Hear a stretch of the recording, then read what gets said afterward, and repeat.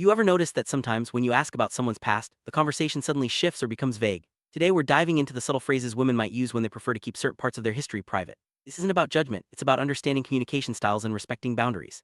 As we explore these phrases, remember that everyone has a past, and sometimes people just aren't ready to share every detail. Let's start by looking at why someone might choose to be discreet about their history. There are many reasons someone might not want to discuss their past openly. It could be about protecting themselves from judgment, avoiding uncomfortable memories, or simply wanting to focus on the present.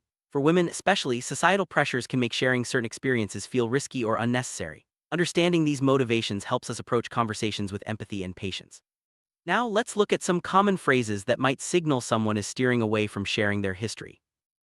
One of the most common phrases you might hear is, "It's complicated." This simple statement can mean a lot of things, but most often it's a gentle way of saying that the story is either too personal or too tangled to explain easily. It's a respectful boundary, signaling that the person isn't ready to dive into details. Instead of pushing for more, it's best to acknowledge the complexity and move on. This phrase is a classic example of how people protect their privacy without shutting down the conversation completely.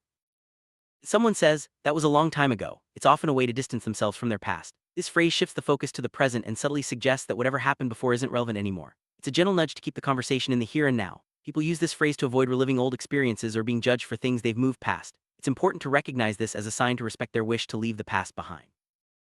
Another phrase you might hear is, "I don't like talking about it." This is a clear and direct way to set a boundary. It's not about hiding something shameful, it's about personal comfort. Everyone has topics they'd rather not discuss, and this phrase is a polite way to communicate that. When you hear this, it's best to change the subject and show understanding. Respecting someone's boundaries builds trust and shows that you value their feelings.